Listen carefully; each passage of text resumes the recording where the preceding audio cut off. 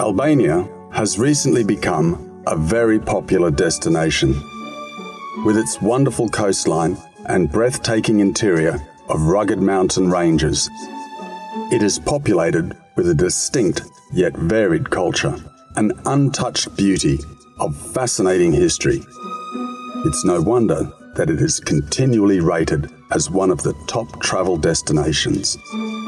My name is Robert Hackman, a working photographer who specialises on Albania, and for more than 20 years I have been travelling and getting to know this fascinating Balkan country.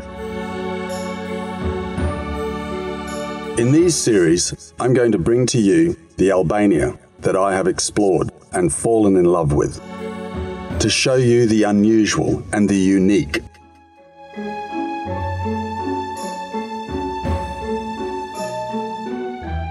Places of scenic beauty and its people. Some personal insights, and hopefully, along the way, explain and disentangle some of its rich history.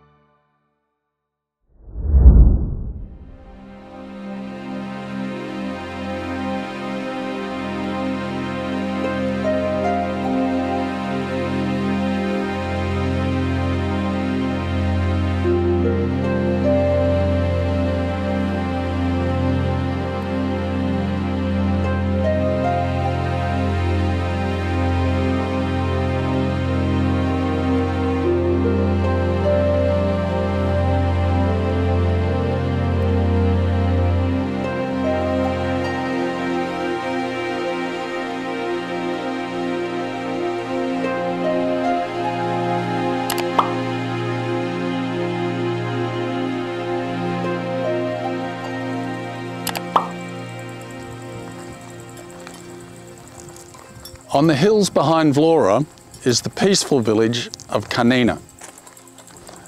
It's a lovely little town, well worth the drive up from Vlora, which doesn't take long. It's about 3 or 4 kilometres.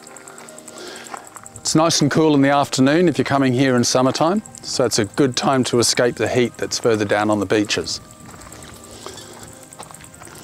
You get commanding views from this hilltop village. It's wonderful. But the real reason I've come here is to tell you the story of Donika, the wife of the national hero Skënderbeut. Gjergj Arianitit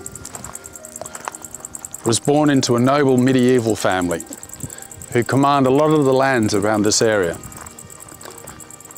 Her father is sadly overshadowed by Skënderbeut. Skënderbeut is rightfully the national hero of Albania, with such an epic and rich story.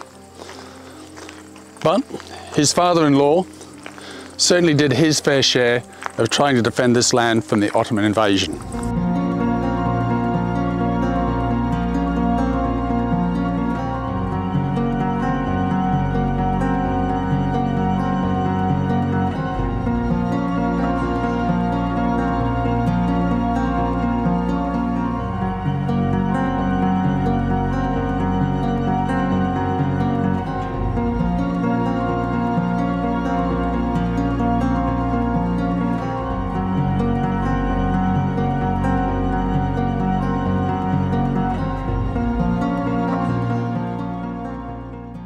At the beginning of Gjergj Arianitit's life, they only commanded a small piece of land, but he married twice and he inherited very well through both of those marriages, the first one especially, when he got a lot of the land between Malakastra and Vlora, and that had expanded his domain and also his power in this area.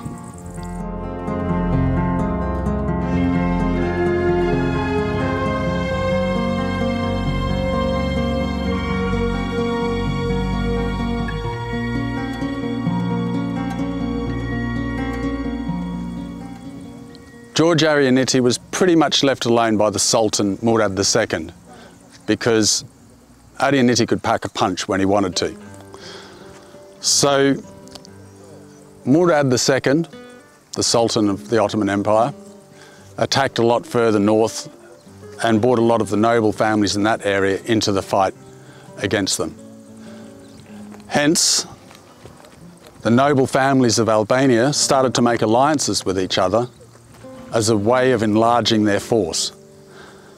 Donika was the daughter of Gjergj Arianitit and became the wife of the national hero Skënderbeut. They were married in a monastery slightly to the north of here. She also had a sister called Angelina, and Angelina married Stefan Branković, which was a Serbian noble family. She led a pious life and became a saint within the Serbian Orthodox Church.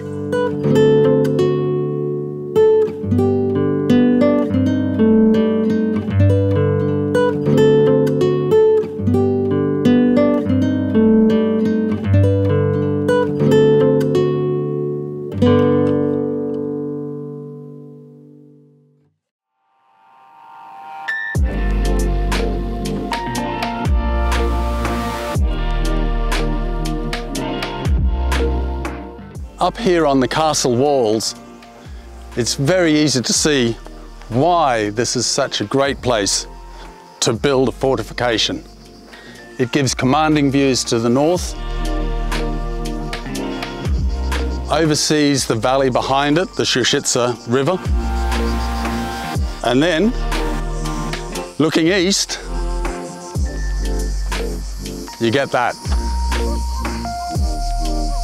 What a view.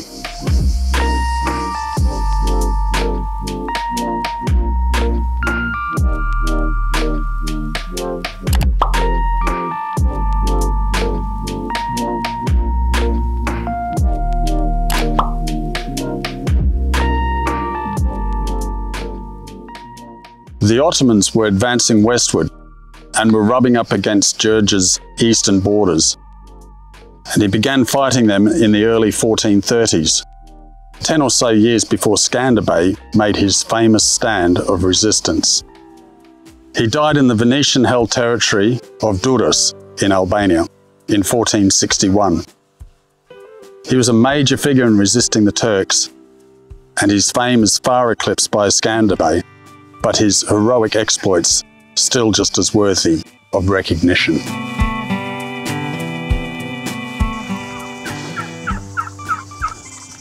So although there's not a lot of remains left in the castle besides the walls, it's still a very important cultural monument in Albanian history. But there's another thing about this village that I particularly like, and just as elusive as the missing castle. It's a teche, which is a Bektashi mystic monastery. The Bektashis began in Anatolia in the 1300s, and they moved and expanded with the Ottoman Empire due to their pastoral obligations to the Janissary Corps, the elite fighting force of the Ottomans. The Bektashis were like their army chaplains, and the two were basically one, Bektashis and Janissaries. This village, Kanina, is possibly the first place in Albania that had a teche. There's some other very old places around Albania as well, including Kruja and Fushkruja, but it looks like from all the evidence that the first one actually was here. Koça Sinan Pasha in the 1500s was Grand Vizier, which is the Prime Minister of the Ottoman Empire 5 times. He was an Albanian, and he came from this area. It's said that he possibly invited the Bektashi here to start their teche. There's no definitive proof of that. There's also the reasoning that Sinan Pasha may have been Mirliva Dikojin, who invited them here. No one is entirely sure who the Sinan Pasha was, but Evliya Çelebi, a very famous Ottoman traveller, historian and author, arrived in this village in 1670, and there was a teche here when he arrived. And because they give women an equal standing and women can worship with the men, it's sometimes seen as immoral that those two can mix. Now, they were accused of this immorality in the early 1600s in a place very close to Andrianopolis, the capital of the Ottomans. Their teche there was demolished, and it's very unlikely that all of those babas, they're the ministers, would have left and retired. And it seems that they were probably invited here by Mir Levi Dukajin, who also called himself the Sinan Pasha. They most likely arrived here 20 or 30 years just prior to Evliya Çelebi's arrival. Now, no one knows exactly where this teche was, but it was most likely, we knew that it was on the south side of this fortress, and it was most likely built where the new teche is. At the new teche, there's a grave, a very important grave. Let's go have a look.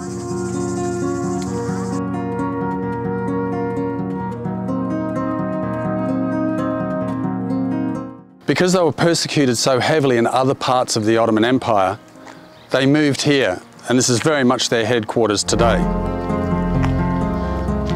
But during that whole national awakening, the Bektashis collected books, moved books, allowed people to read books, all written in the Albanian language, which was prohibited. So they were very important in the educational process of the Albanians. They also have a great tolerance to all other religions. And the Albanian people, their national character is very open and forgiving and tolerant of other faiths.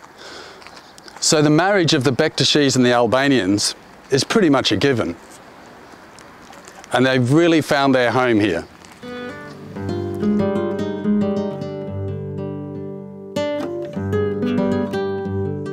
So this is the site of the new teche, which is most likely built over the top of the old teche. Most likely the first teche in Albania.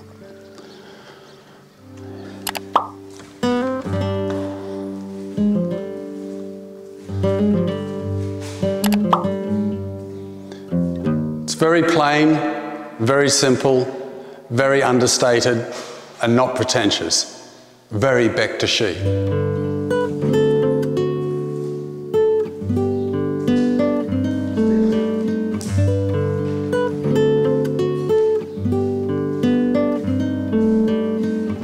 Ismail Qemalit Vlores, the founding father of Albania, was buried in this village, but later removed and reburied down in Vlora.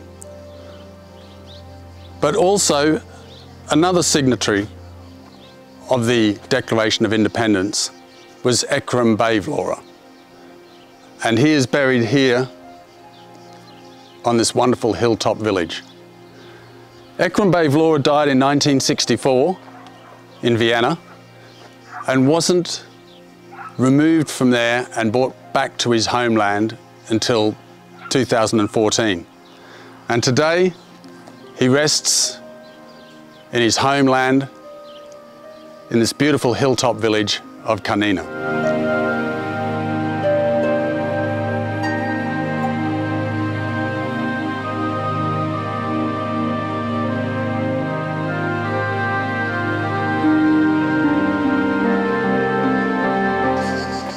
So if you happen to be vacationing or visiting Vlora, take a little time out of your day, drive the 3 or 4 kilometres up into the hills behind Vlora and enjoy a cool afternoon in Kanina, wandering the castle, having a look at Ekrem Bey's tomb and the Bektashi Tekke.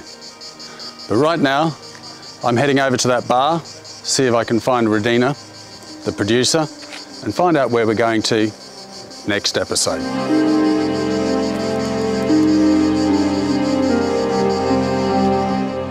Ah, Rudina. Hi Robert, how is Senimir? Kanina. Kanina shumir. Shumbuka. Shumbuka. Shumbuka. Okay. Shumbuka. With Vlora for you or another thing? I'm going to have a beer, I think. Bira Korcha. Beer Korcha. I love a beer Korcha. Well, it was good. We had a look at the castle and then investigated a little bit of the Bektashi Tekke, which... There is the Bektashi Tekke. Yes. In Kanina. Yes. In the center of Kanina. In the centre of Kanina. Very easy to find. Yeah. 2-minute walk from here. And nearby this bar. and very close to the castle. Very close to the castle. And there's Vlora just down there. You was walking, I see. We walked, yeah, we did all the walking. From the castle to the... To the Tekke, yeah.